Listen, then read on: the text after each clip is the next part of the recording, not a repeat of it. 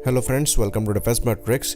तो जैसा कि हम जानते हैं, beyond visual range air to air missiles की फील्ड में काफ़ी तेज़ी से काम चल रहा है। अब लॉन्ग रेंज की जो BVR मिसाइल्स हैं ये ज़्यादा एक्यूरेट होती जा रही हैं और लॉन्गर रेंज में टारगेट को हिट करने की कैपेबिलिटी के साथ निकलकर सामने आ रही हैं। तो ऐसा बिल्कुल भी नहीं है कि अब जाकर हम लॉन्ग रेंज की beyond visual range air to air missile बना रहे हैं। पास्ट में AIM-54 फिनिक्स जैसे मिसाइल्स थी जो US द्वारा प्रोड्यूस करी गई थी और सी वेरिएंट के लिए कहा जाता है कि ये मैक्सिमम 180 किलोमीटर तक की रेंज देने में सक्षम थी। पर ये सेमी एक्टिव गाइडेंस वाली मिसाइल्स थी और काफ़ी हैवी हुआ करती थी, करीबन 500 किलोग्राम का वज़न हुआ करता था। तो सारे एयरक्राफ्ट इनको कैरी नहीं कर पाते थे। ये एयरक्राफ्ट की मनोवरेबिलिटी को भी अफेक्ट करती थी।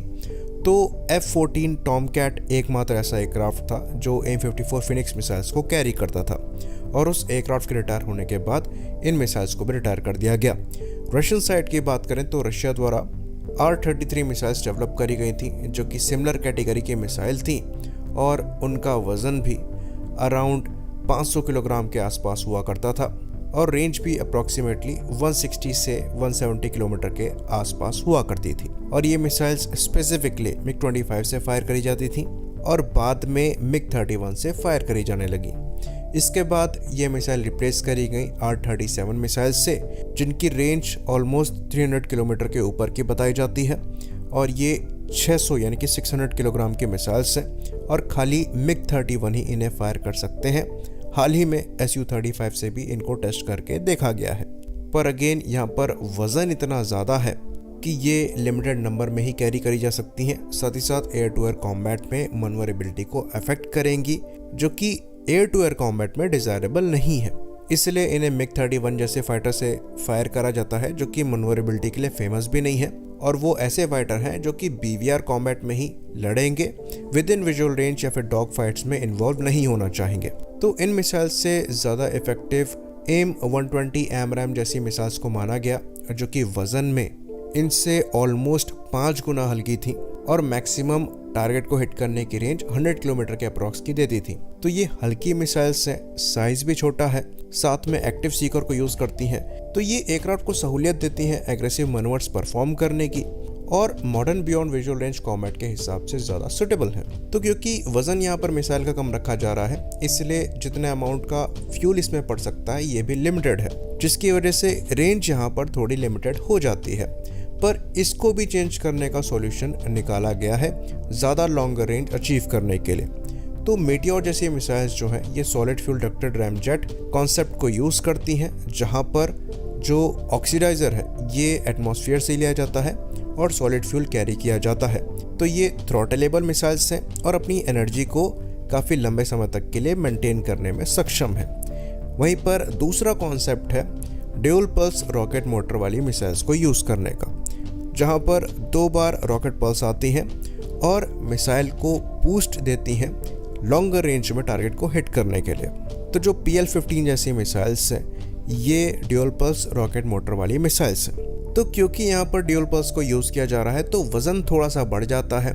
नॉर्मल जो एयर टू एयर मिसाइल्स होती हैं ये 100 से 150 किलोग्राम के आसपास की होती हैं और PL-15 का जो वज़न है ये 230 से 240 किलोग्राम के आसपास का बताया जाता है। तो क्योंकि वज़न ज़्यादा है, अगेन यहाँ पर कैरी करने में थोड़ी लिमिटेशन हो जाती हैं।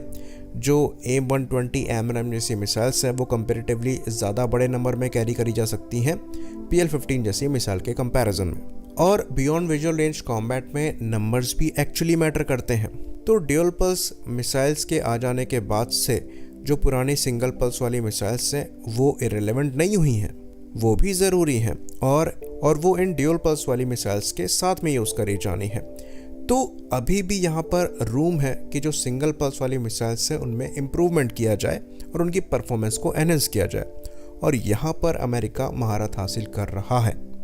तो अमेरिका द्वारा AMRAAM मिसाइल का नया वर्जन बनाया जा रहा है जिसे AIM-120 D3 मिसाइल कहा जाता है, जहाँ पर F3R अपग्रेड किए गए हैं, जिसकी वजह से अब इसका जो सीकर है ये better electronic counter measure capability के साथ आता है, साथ ही साथ इफेक्टिव टारगेट ट्रैकिंग के साथ आता है और जो मॉडर्न कॉम्बैट एयरक्राफ्ट है उनके अगेंस्ट ये ज़्यादा इफेक्टिव है। साथ में यहाँ पर इन मिसाइल्स की बैटरीज को लेकर भी इम्प्रूवमेंट किया गया है, जिसकी वजह से ये कहा जाता है कि जो नई AIM-120D3 है इसने अपनी कैटेगरी में टाइम ऑफ फ्लाइट के रिकॉर्ड्स सेट किए हैं, यानी कि जितने समय तक ये मिसाइल हवा में रह सकती है उसका रिकॉर्ड सेट किया है।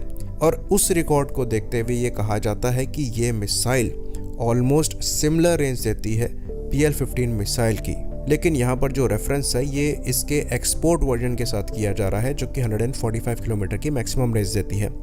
चाइनीज़ PL-15 कितनी रेंज देती है ये डाउटफुल केस है, लेकिन अगर फिर भी AIM-120D3 145 किलोमीटर की मैक्सिमम रेंज देती है तब भी ये बहुत ही इम्प्रेसिव है। तो यहाँ से एक चीज़ हमें समझ में आती है कि अभी अस्त्र मार्क 1 में भी हम काफ़ी इम्प्रूवमेंट कर सकते हैं और वहाँ पर भी रेंज को एक्सटेंड कर सकते हैं। तो इस पॉसिबिलिटी को भी हमें एक्सप्लोर करना चाहिए। आई होप इन्फॉर्मेशन क्लियर रही हो। इसी बात पर इस वीडियो को हम ख़त्म करेंगे। लाइक करिए, सब्सक्राइब करिए। जय हिंद।